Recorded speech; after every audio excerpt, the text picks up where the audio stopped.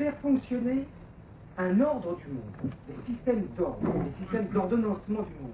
C'est finalement le même type de promotion, disons, d'invariants qui constituent des coordonnées d'un monde, plan social, au plan cosmique, affectif, etc. Seulement, pardon, tout le monde entend, vaguement. Hein? Vous voulez pas venir là ou oui, c'est pas ça. Alors, si vous parlez de face, tout le monde entend, je pense. Alors, je crois donc que, reprenons l'exemple que vous donniez des sociétés dont s'occupe classe,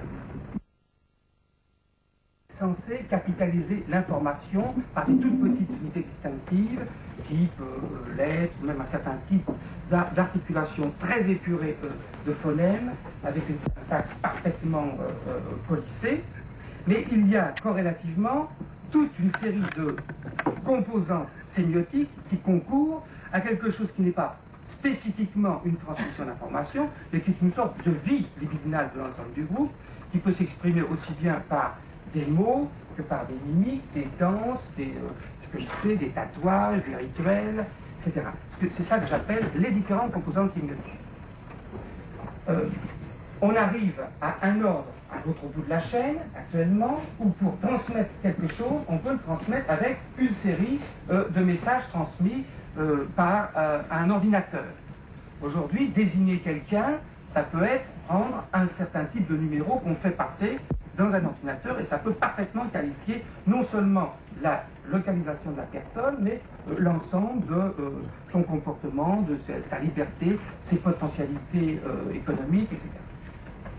Alors, entre-temps, je dirais, si vous prenez l'image, il y a eu effondrement sémiotique, en ce sens que les modes d'énonciation collective qui intriquaient, articulaient les uns aux autres de façon indissoluble les différentes composantes sémiotiques, gestuelles, mimiques, prosodiques, linguistiques, etc., se sont trouvés réduits de telle sorte qu'il y a toujours la possibilité de les traduire en termes de quantité d'informations.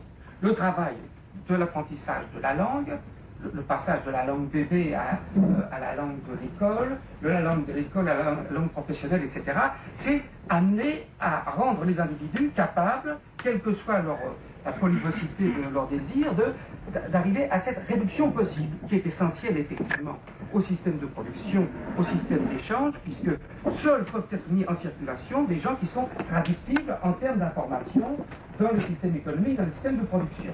Ou sinon, ce sont des fous, des marginaux, des poètes, je sais pas quoi. Et alors, ils sont eux-mêmes renvoyés à des instruments particuliers pour les traiter, à des institutions qui vont tenir compte de ce phénomène marginal. Alors, cette opération d'effondrement sémiotique fait qu'aujourd'hui, on ne peut énoncer quoi que ce soit de son désir, de sa vie, que pour autant c'est compatible avec la machine informatique de l'ensemble du système, aussi bien capitaliste que socialiste bureaucratique, enfin, de tous les systèmes, disons, à État, pour reprendre la classification de classe.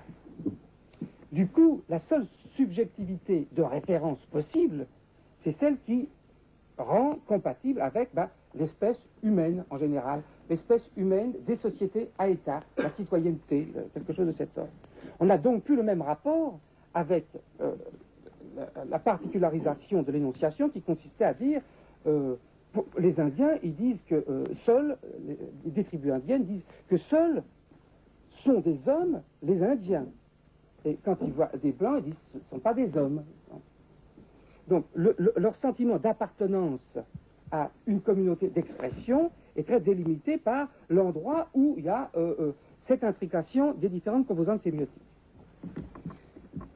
Je m'excuse du schématisme abominable qui consiste à prendre un point, deux points aussi éloignés que dans le champ social. Et du coup, qu'est-ce qui se passe? C'est que il n'est possible de se soumettre à ce système de réduction informatique que dans la mesure où sont reconstituées des territorialités, ce que j'appellerais des surfaces de redondance, où on puisse articuler ces types d'opposition. Je prends simplement au passage, je saisis un exemple.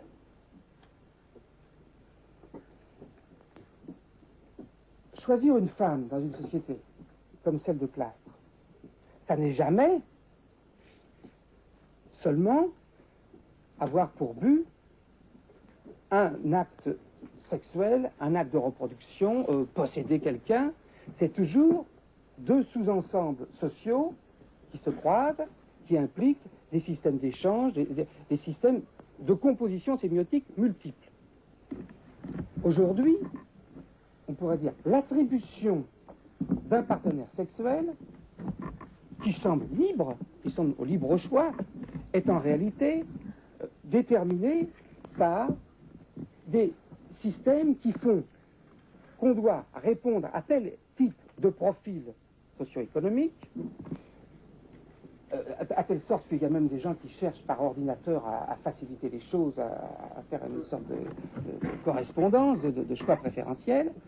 Mais on ne choisit plus quelqu'un qui est d'un clan, d'une certaine nature, avec tout ce que représente cette sorte de danse d'intrication sémiotique.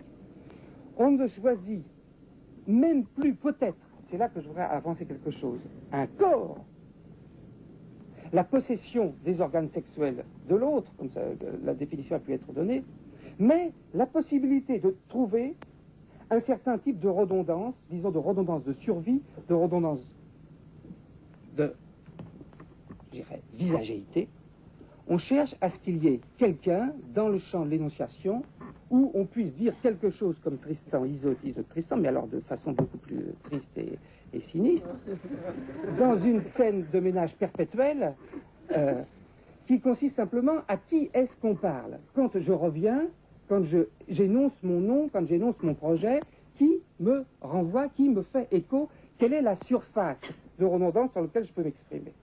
Dans le cas de sociétés territorialisées, il y a des larges surfaces de redondance et de multiples possibilités de composition sémiotique.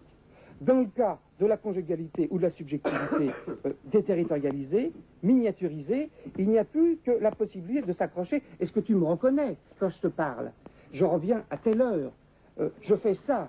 Mais ce n'est même plus tellement pour les enfants. Il y a même dissociation du rapport de visagéité, cette espèce d'empreinte dont parlent les éthologistes, ou ce rapport contact eye to eye dont parle Spitz et un certain nombre d'Américains. Il y a la nécessité d'un cadrage. Je ne puis être que s'il y a un certain point qui sert à la fois de surface de référence et de trou noir sur lequel je puis continuer d'articuler mes énoncés. Si on m'ôte cette dernière surface de redondance ou de référence, c'est tout l'ensemble de mes coordonnées informatives qui explosent littéralement. Alors très curieusement, on s'aperçoit que ce type d'objets que les psychanalystes ont appelé objets partiels, les yeux, le visage, juste le triangle des yeux, du nez et de la bouche, aboutit à une sorte de rapport de tutelle extraordinaire par rapport aux différents individus, puisque non seulement il n'y a plus les différentes composantes sémiotiques, mimiques, gestuelles, de danse, de groupe, etc., mais à la limite, il n'y a même plus possibilité d'un exercice sexuel. Car on peut très bien concevoir d'être amoureux d'un trait de visagéité d'une femme sans du tout avoir possibilité de mettre en jeu ce que j'appellerais des sémiotiques amoureuses, des sémiotiques sexuelles, des choses de cet ordre, puisque l'essentiel est cette dernière prise, ce dernier accrochage de territorialisation. Donc voilà. La deuxième chose qu'on pourrait amorcer pour la suite, ça serait que, où les redondances informatiques s'accrochent sur des surfaces avec des systèmes de trous noirs, qui sont la visagéité, qui peuvent être le pouvoir au niveau de l'État, au niveau de n'importe quel système de pouvoir, il y a toujours un système de trous noirs, c'est les yeux de Giscard d'Estaing, ou c'est les yeux du leader, c'est quelque chose là. Il est quand même de chez nous, il y a quand même une possibilité où c'est la France, je me reconnais puisque je l'ai déjà vu, je peux continuer de parler, je peux continuer de produire des significations. Où il y a ce système, disons, de redondance trou noir, qui est exactement le système arborescent, il n'y a d'arbre que pour autant qu'il y ait un trou noir, ou comme on l'avait dit pour le rêve, ombilique du rêve, un endroit où toutes les choses s'organisent sur un point central, qui est un point aveugle, ou alors on peut considérer une organisation de redondance